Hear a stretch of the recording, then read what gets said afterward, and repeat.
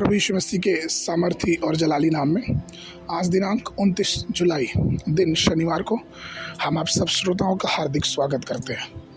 आज के दिन के लिए जो वचन है लिया गया है यूहन्ना की पुस्तक उसका 6वां अध्याय 63 पद। वचन कहता है, यह आत्मा ही है जो जीवन देता है, शरीर से कुछ भी लाभ नहीं होता। जो बातें मैं तुमसे कहता हूँ वे आत्मा है और जीवन है।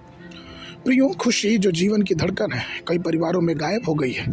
कई कलीसियाओं में कोई जीवन नहीं है। जो लोग अतीत में प्रभु के लिए इतना चमकते थे, अब जीवन में वे सिर्फ और सिर्फ जी रहे हैं। वे अपनी आत्मा में गुनगुने हैं जो ना तो ठंडा है और ना तो गर्म है। यह सब इसलिए है क्योंकि उन्होंने जीवन देने वाली आत्मा को अपने जीवन में आने की अनुमति न दी। पवित्र आत्मा का महत्वपूर्ण गुण जीवन देना है। पवित्र आत्मा ने हम जब बढ़ते हैं तो परमेश्वर की आत्मा हमेशा हमारे ऊपर मंडराती है। जिस प्रकार से पृथ्वी के आरंभ में पृथ्वी शून्य थी और बेडौल थी, लेकिन हम पढ़ते हैं कि पवित्र आत्मा, परमेश्वर की आत्मा उस बेडौल और सुनसान धरती पे मंडराती थी।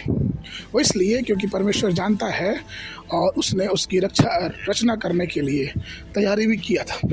और चूंकि वो आत्मा मंडराई, इसीलिए पृथ्वी पर परमेश्वर के बोले जाने के अनुसार कार्य हुआ और परमेश्वर के शब्दों के द्वारा सारी चीज़ें जो पृथ्वी पर देखी जाती हैं वे अस्तित्व में आई। मनुष्य की रचना में परमेश्वर की आत्मा की भूमिका थी। मनुष्य की रचना परमेश्वर ने मिट्टी और धूल से किया, उन्हें परमेश्वर का स्वरूप दिया। लेकिन जब तक परमेश्वर की आत्मा ना फूंकी गई तब तक वो जीवित प्राणी नहीं बना। ईश्वर से डरने वाला अय्यूब भी कहता है, अय्यूब की पुस्तक उसके 33 अध्याय के 4 पद में, परमेश्वर की आत्मा ने मुझे बनाया है और सर्वशक्तिमान की सांस मुझे जीवन देती है। हाँ, आत्मा ही जीवन देती है और यही है जो हमें संभालती है। या पारिवारिक जीवन हो, कलीसियाँ हैं, देश हो, राज्य हो, जो कुछ भी हो, कहीं भी क्यों ना हो, ये सिर्फ परमेश्वर की आत्मा है जो हमें पुनर्जीवित करती है और हमें जीवन देती है। हम इस बात को पढ़ते हैं और जानते हैं कि यहेजकेल को परमेश्वर ने घाटी में लेके गया और वहाँ पे ढेर सारी हड्डियों, सूखी हड्डियों को दिखा के परमेश्वर ने पूछा कि हे मनुष्य के पुत्र, क्या ये हड्डियाँ जीवित हो सकती हैं? इस पर यहेजकेल तो नहीं समझ पाया, लेकिन परमेश्वर ने कहा कि हाँ, मैं इनको फिर से बनाऊंगा, मैं इनके ऊपर मांस चढ़ाऊंगा, मैं उनके ऊपर नसें चढ़ाऊंगा। और जैसा कि यहेजकेल ने भविष्यवाणी की, हड्डियाँ एक साथ उठाई, हड्डी से जुड़ने लगी, नस में जुड़ने लगे और चमड़े से ढक गए, परंतु उनमें सांस नहीं थी। ये व्याख्या यहेजकेल की पुस्तक उसके 37 अध्याय में पढ़ सकते हैं।